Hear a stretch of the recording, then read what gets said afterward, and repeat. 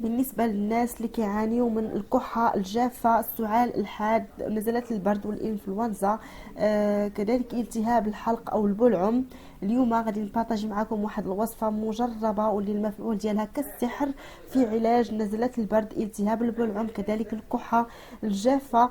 يعني مهما كان عندكم السعال يعني كتير، يعني كنتو كتكحوا بزاف، هاد الوصفه مجربه يعني من اول يوم. غادي ان شاء الله تشافوا باذن الله، ما كتخليش لا سعال لا يعني النزلات ديال البرد، ما تبقوش يعني مروحين الحلق ديالكم الا كان عندكم فيه الحريق او لا الالتهاب ديال يعني ديال الحنجره، فما غتبقى حتى شي حاجه باذن الله. هذه الوصفه تقليديه من الوصفات المجربه بالنسبه للناس اللي ما تيبغوش يشربوا الادويه، فهاد الوصفه غتفيدكم بزاف، وغادي تلاحظوا من اول استعمال غتلاحظوا بان داك الحريق وكل شيء يعني داكشي كيزول باذن الله. غادي ندوزو دابا تشوفوا معايا الوصفه، طريقه التحضير. غنشارك معكم 3 ديال الوصفات، يعني شوفوا الوصفه الاولى والثانيه وكذلك الوصفه الثالثه، كلهم وصفات يعني مفيده. فغنعطيكم يعني الوصفه الثانيه بديل للاولى، والوصفه الثالثه مزيانه بزاف كتحيد الفيروسات يعني من الدار، وكذلك كتسرح الجيوب الانفيه، يعني مزيانه بزاف حتى القصبات الهوائيه. المهم غنبداو اول وصفه. عندنا فيها كيف ما كتشوفوا معايا الحليب.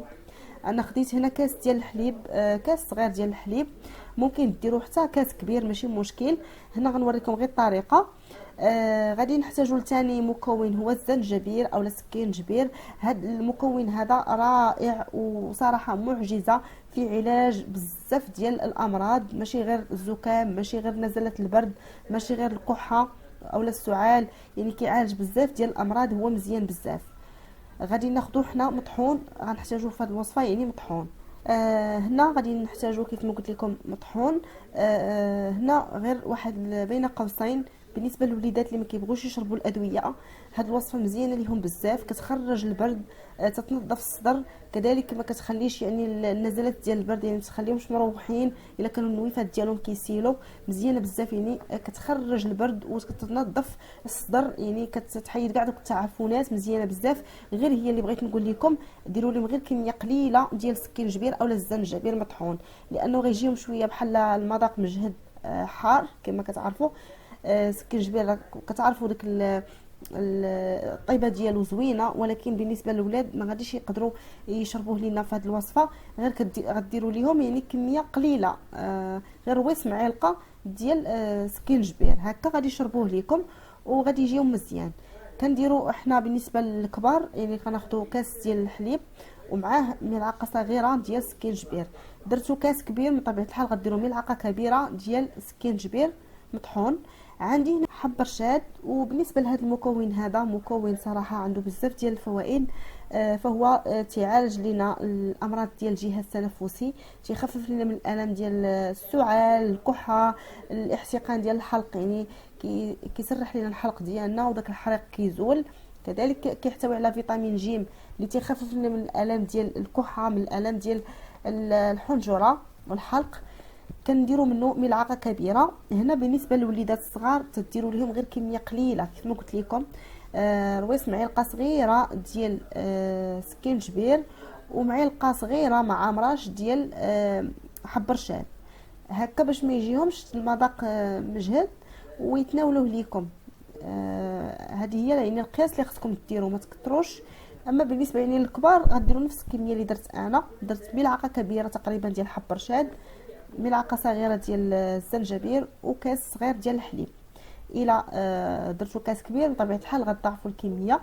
وبالنسبه لهاد الوصفه هذه الاولى اللي عطيتكم هذه زوينه، كاين الناس اللي كيديروا معاه البيض حتى هو مزيان. كتناولوها قبل النوم، ما كتخليش البرد بصفه نهائيه، كتعالج كاع الالام ديال يعني الزكام، نزلات البرد، يعني الكحه، كلشي كيتحيد، ما كتبقى حتى شي حاجه. سبحان الله يعني مكونات طبيعيه وفيها بزاف ديال الدواء وفيها بزاف ديال العلاج اللي ما يعني ما كتبقاوش في حاجه كاع الادويه. صراحه يعني وصفه تقليديه ولكن تتعطي نتيجه زوينه بزاف. هنا بالنسبه للوصفه الثانيه كناخذوا فيها الحليب كذلك، كاس ديال الحليب، ملعقه صغيره عامره ديال سكينجبير مطحون، هنا بالنسبه يعني الوصفه الاولى كتناولوها قبل النوم مباشره، يعني ملي كتبغيو تدخلوا للفراش ديالكم باش تنعسوا كتشربوا داك الحليب ومع يعني حب رشاد وسكينجبير وكتنعسوا صافي. يعني هذيك الوصفه كتخرج البرد، يعني كتعرقوا عليها وكتخرج البرد، وباذن الله كتلقاو عليها واحد الراحه وكاع داكشي كيزول. هنا بالنسبه للوصفه الثانيه نفس يعني تقريبا الطريقه، غير ما درتش حب رشاد.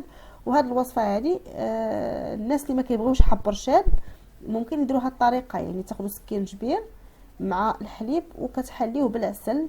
الا كان ديال النحل يكون احسن، ما كانش ديروا عسل يكون اللي نتوما كتستخدموه، وكتحليو به هاد الحليب وكتناولوه كذلك قبل النوم. غير خاصكم يعني تردوا البال ملي تناولوا هذا المشروب سواء الاول او الثاني، ضروري تردوا البال من ان ما يضربكمش البرد.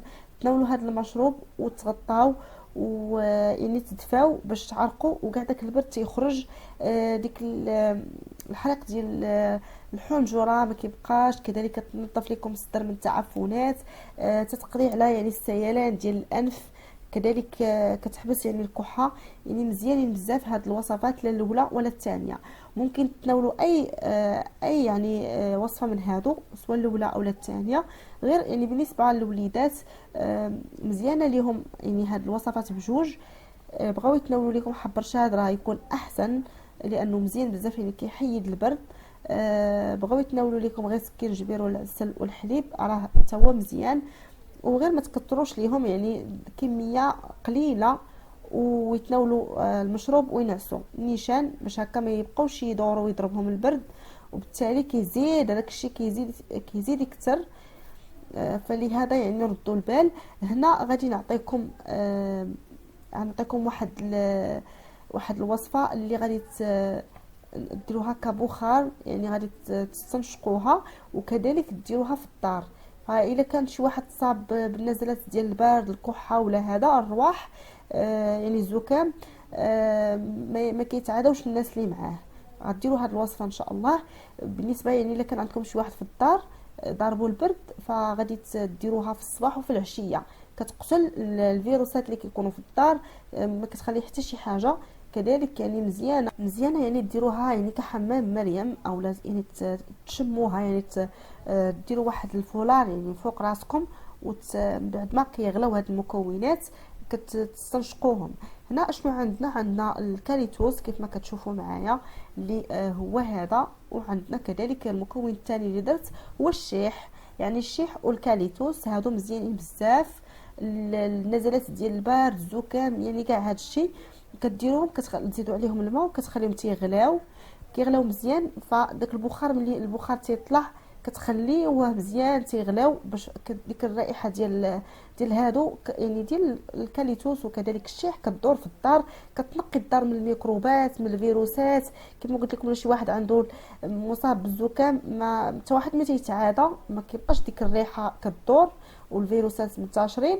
كذلك يعني اللي مصاب بالزكام ولا الرواح ولا عنده الكحه ولا هذا تيدير واحد الفولار يعني فوق راسو وكيستنشق هاد البخار بحال كيف ما كتشوفوا معايا في الصوره. فانا حطيت لكم واحد الصوره هكا باش تشوفوها مزيان. يعني كيعرق على حنا كنقولوا تديروا هاد الوصفه يعني كتعرقوا عليها، كتخليو ديك البخار تيطلع ومن بعد تتنعسوا، يعني كتخشاو في الفراش وكتغطاو وكتنعسوا بهاد الوصفه. يعني كتسرح النيف، كذلك كتسرح القصبات الهوائيه مزيانه بزاف، كتنظف الجهاز التنفسي مزيانه، يعني الصدر مزيانه، النيف اللي كيكون تيسيل الكحه، يعني كاع هاد الامراض هادو، حتى يعني الالتهاب ديال الحلق. يعني ما كتخليش البكتيريا والفيروسات، كتحيد حتى يعني التعفنات، مزيانه بزاف. وكيف ما كتشوفوا معايا هذه هي الوصفه الثانيه اللي كنستعملوا فيها الشيح والكاليتوس.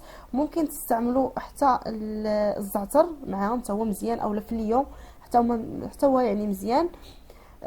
كيبقى لكم اختيار على حسب داكشي اللي عندكم. وهادشي اللي كاين. نتمنى ان شاء الله هاد الوصفات هادو ينالوا الاعجاب ديالكم، واللي يعني عنده هاد النزلات ديال البرد يجرب ان شاء الله هاد الوصفات، والله يجيب الشفاء يعني لجميع الناس اللي مرضين.